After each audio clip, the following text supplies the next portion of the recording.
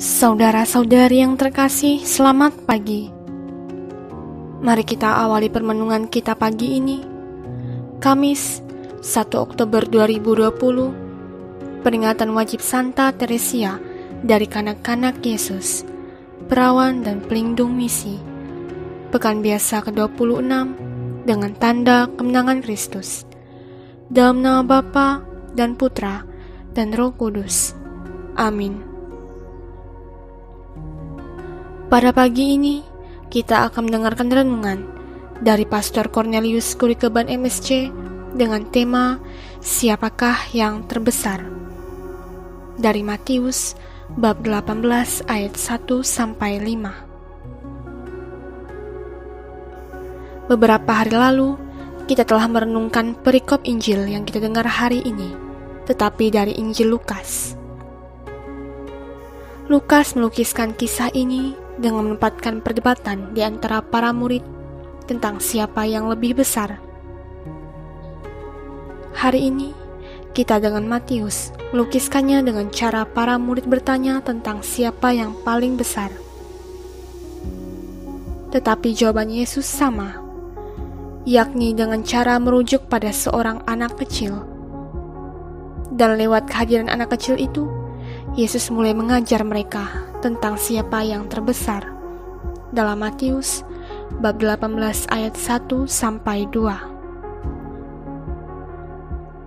Dalam ajarannya, Yesus menekankan aspek pertobatan dalam Matius bab 18 ayat 3. Artinya, untuk menjadi yang terbesar, kita harus merendahkan diri di hadapan Tuhan seperti seorang anak kecil. Yesus berkata, barang siapa merendahkan diri dan menjadi seperti anak kecil ini, dialah yang terbesar dalam kerajaan surga. Dalam Matius bab 18 ayat 4. Menjadi seperti anak kecil berarti tidak banyak berdalih untuk membela diri dan hanya bisa mengerjakan hal-hal kecil dan berkata jujur tanpa bertele-tele. Hari ini, kita memperingati Santa Teresia dari kanak-kanak Yesus. Orang kudus yang meyakini bahwa lewat hal-hal atau pekerjaan-pekerjaan kecil yang ia lakukan, ia dapat menyatakan cintanya secara utuh kepada Yesus. Santa Teresia berkata, perbuatan-perbuatan yang gemilang bukan untukku. Jadi, bagaimanakah akan kubuktikan cintaku? Karena cinta dibuktikan dalam perbuatan, dengan perbuatan dan kurbanku yang kecil-kecil. Ya Yesus, hal-hal kecil yang tak berarti itu akan menyenangkan Engkau. Mari kita belajar dari orang kudus ini dan memohon doa-doanya agar kita boleh mendapat sekuntum mawar kecil untuk mengubah pola pikir kita tentang siapa yang terbesar.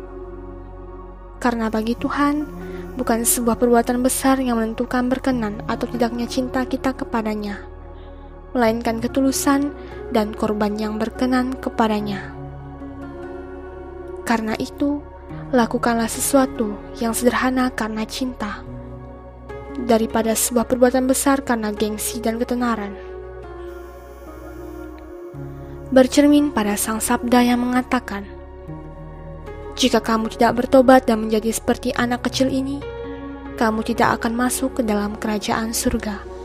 Dalam Matius bab 18 ayat 3. Saudara, berubah menjadi baru adalah cara Yesus mengajak kita untuk semakin berkenan kepadanya. Salam Cornovum, hati baru. Marilah kita berdoa dan mohon berkat Tuhan lewat pastor. Marilah kita berdoa. Tuhan Yesus Kristus, Engkau telah memilih Santa Teresia menjadi bunga kecilmu yang memancarkan keharuman cinta bagi dunia. Kami mohon semoga lewat doa-doa Santa Teresia, kami boleh menjadi bunga-bunga kecil untuk memancarkan keharuman cintamu bagi sesama. Engkaulah Tuhan dan pengantara kami, kini dan sepanjang masa. Amin. Tuhan bersamamu dan bersama rohmu.